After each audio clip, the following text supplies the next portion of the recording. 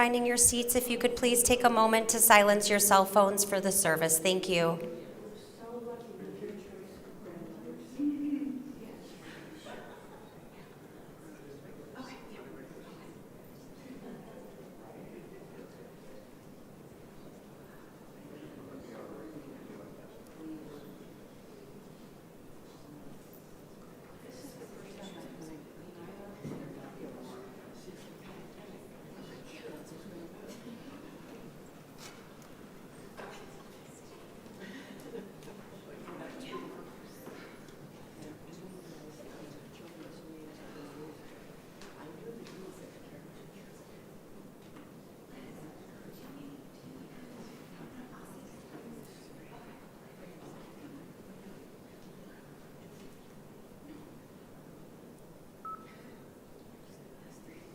Interment will take place in Beth Israel Memorial Gardens at Arborcrest Memorial Park Cemetery. The cemetery is located at 2521 Glazer Way in Ann Arbor here. The family of Ruth Siegel will be gathering privately following the interment, and it is suggested that those who wish to further honor the memory of Ruth may do so by making a contribution to the charity of your choice.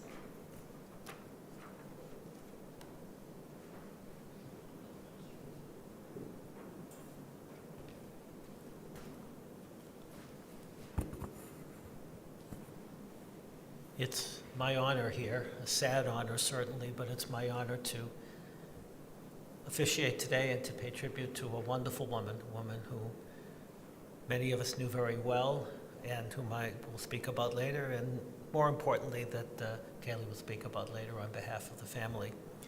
I want to extend condolences to the family, to the grandchildren, to Brandon, Bradley, Brock, and Kaylee, and to Elizabeth and Samantha, and to the great-grandchildren, Brady, Sylvia, and Sloan, and Brylan. And also at this time to remember Ruth's husband, Kip, Zichrono Livracha, and her sons, Lee and David, Zichronam Livracha, as we remember them, as we honor her today. I'll begin by making some comments by reading from Psalms. The earth is the Lord's and its fullness. The world is God's and all its inhabitants. For God founded the world upon the seas and set it firm upon flowing waters. Who may ascend the mountain of the Lord? Who may stand in God's holy place? The one who has clean hands and a pure heart, who does not take God's name in vain. That person will receive a blessing from the Lord, and their memory will stand forever.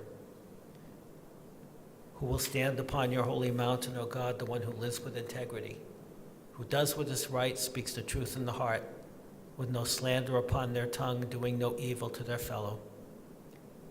Whoever does these things, whoever lives this way, their memory shall stand firm forever. Mizmor leDavid, Adonai ro'i lo echsar b'not deshe yarbitzeni al mei menuchot haleni. The Lord is my shepherd, I shall not want. God has me lie down in green pastures and leads me beside the still waters. God guides me on paths of righteousness and revives my soul for the sake of God's glory. Though I walk in the valley of the shadow of death, I fear no harm, for you are with me, O God. Your staff and your rod do comfort me. You set a table in the sight of my enemies. You anoint my head with oil. My cup overflows. Surely goodness and mercy shall follow me all the days of my life, and I shall abide in the house of the Lord forever.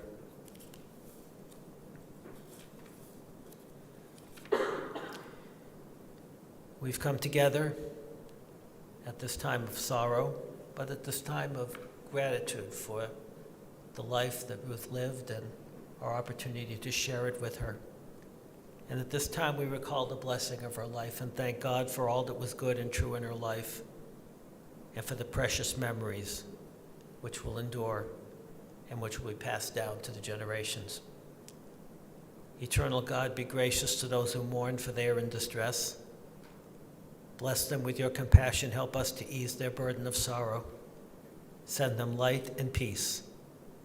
And let us say, Amen. And at this time, I'd like to call on Kaylee to say some words on behalf of the family.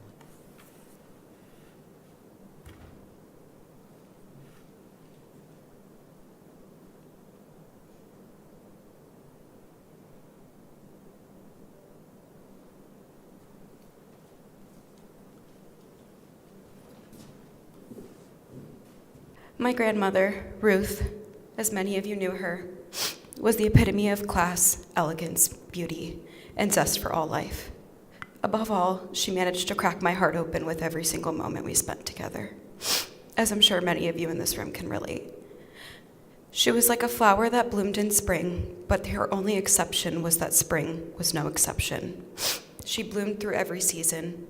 In winter, she admired the bare branches, and in summer, she delighted in the children playing outside. She observed life quietly, content with the ever-evolving world around her. She had a uniquely creative and observant spirit, one that paved through every challenge without ever labeling it as one, but rather as an opportunity to become even more vital in the power of oneself. And though she suffered a great deal of loss through her years, she found solace and contentment with life's little things. All she needed was music, someone to tell her remarkable stories to, her family, her mail to sort through at the dining room table, and a good cup of coffee. She was the most tender-hearted and gracious woman I knew. To know her spirit was to know a woman who perhaps too good for this world, or maybe exactly what the world needs more of. She approached every hobby, interest, and conversation like it was her very first and her very last. She listened to all with unwavering attentiveness and always asked questions with the utmost curiosity. She enjoyed speaking of her travels and adventures, but she always moved with modesty. She was generous in a quiet way, content with living a life of simplicity without all the grandeur, with the exception of her rather extensive eclectic scarf collection. I'll always remember each time we'd talk on the phone, and she'd ask me if I was playing an instrument yet, and I'd have to disappoint her and let her down each time and tell her I wasn't musically inclined the way she was. Ruth was incredibly strong, and I'd say wise beyond her years, but let's face it, she lived to be 101. She loved all equally and unconditionally. I never saw her cry until the last few years when our visits began to feel like goodbyes. Each time we'd say farewell, I could never hold it together when our palms would meet, her warm hands gripping mine tightly as she'd gently tap my back and say, "You look good. You look well. Come back soon." And then we'd face each other, tears in my eyes, always bringing a little one to hers. And the last time I said goodbye, I didn't know it was the last time. She barely recognized me. She'd been quiet all day, her memory fading. But as I stepped into her room and softly said, "Grandma, it's me, Kaylee. I'm leaving, but I'll be back soon," something shifted, even in the dark. She knew my voice. "Oh, Kaylee," she said, "I'm so glad you're here. Come sit down, will you?" I was late to dinner with my grandparents that evening, but they didn't mind, and neither did I, because one more second and one more minute, one more hour with her was never enough. Ruth spent her life being devoted to others, perhaps why she lived as long as she did. The importance of life lied solely in the hands of her service, and we could all take a page from her book of her altruistic nature. Today I stand here, honoring my grandmother, draped in her fabrics, a reminder that her presence is still with me. I know that she and my dad, whose life was observed in this very room 20 years ago, are both here now watching over me. And soon she'll be reunited with her two loving sons, and until my own journey brings me to them, I'll be holding them closely at the core essence of it all, the Sacred Heart. She will be deeply missed, and her absence will leave a void that defies reparation. And may we all honor her in the best way we know how, by cherishing the memories of our encounters with her, whether big or small. For if you are standing in this room today, you know she was a force of nature, truly an influential woman up until her very last breath. Thank you for being here, for listening, and for honoring my grandmother and her beautiful long journey on this earth.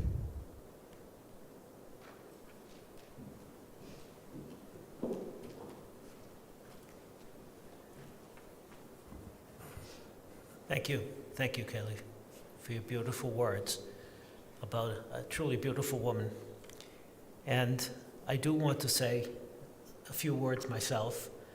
First of all, I want to say something that I told the grandchildren last night when we spoke, that you have all gathered together and made all the decisions and all the important judgments necessary at this time in light of our tradition's commitment to honoring the deceased is really remarkable, given the tragic loss of Ruth's two sons, David and Lee Zichrono Livracha.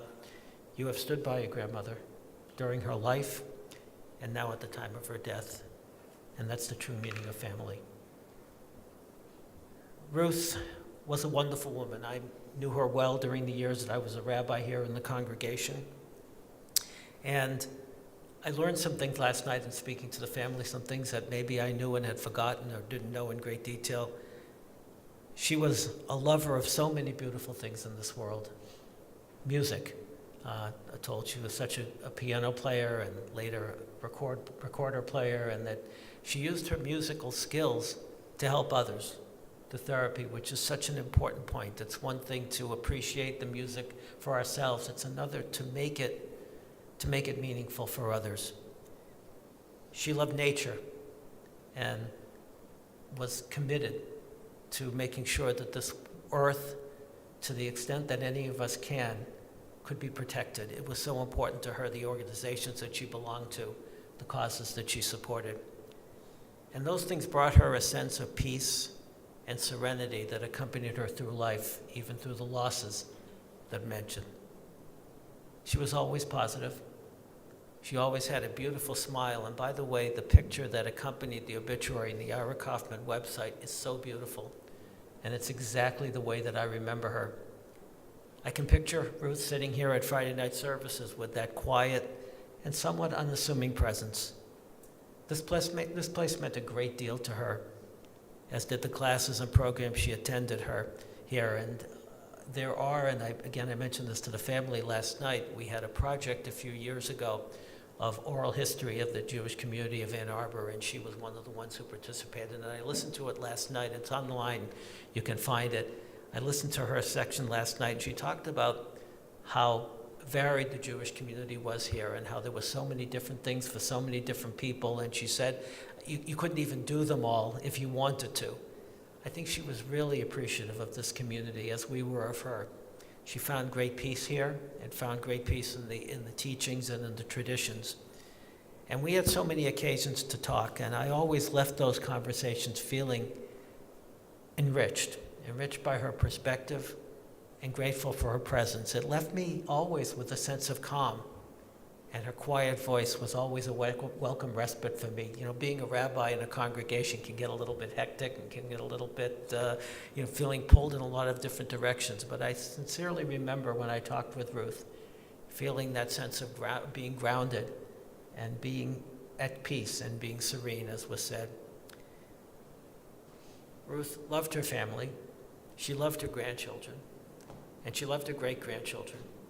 And she had the privilege, the Hebrew word is the zechut, the privilege of knowing them, of seeing them grow to the ages that they are now, of hearing them, I understand, recently play the piano and sing for her. And I hope that they will carry the memory of having shared some days with her, and will be able to emulate her in her life, and truly that tradition will be passed on. I think of her, again, sitting in our classes here in the synagogue, and then asking insightful questions, and questions that she didn't just want to ask for the sake of asking.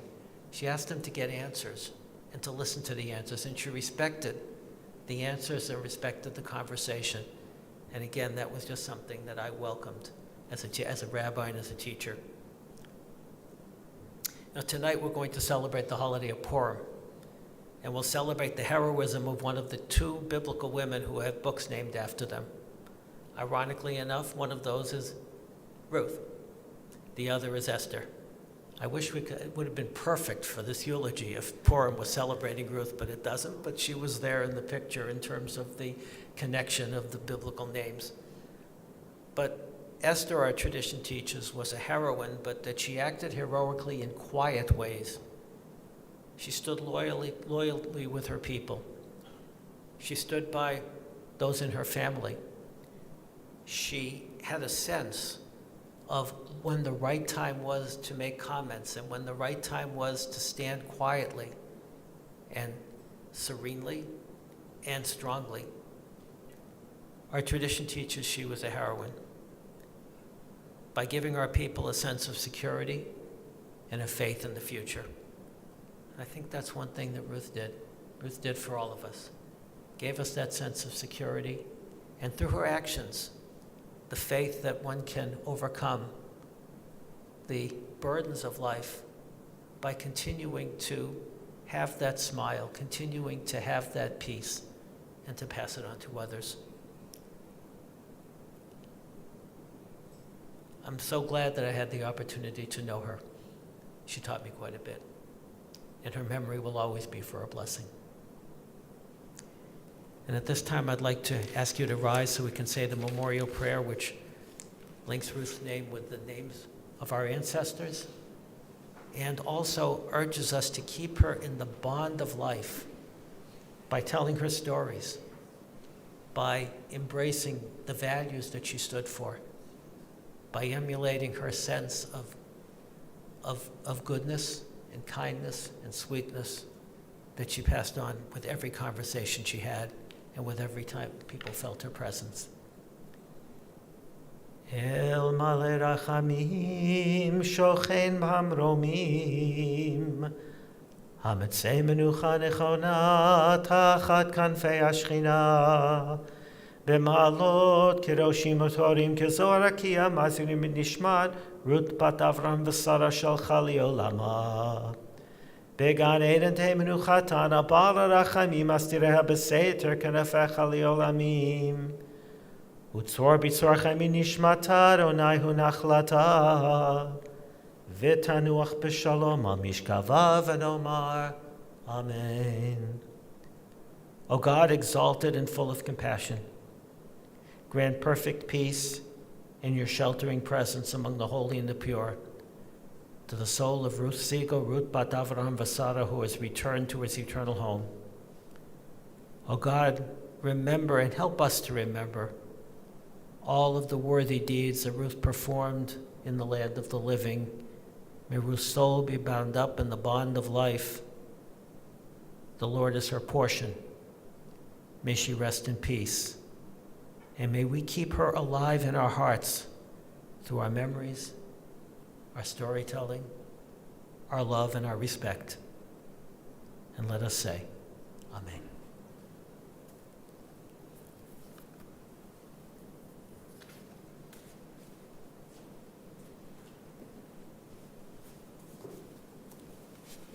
Beautiful words. Just a reminder, we will not be going in procession to the cemetery. If you'd like to join the family for the interment service, we ask that you go to your cars and we will meet there. If I could get the pallbearers to please step forward and anyone else that would like to help. Thank you.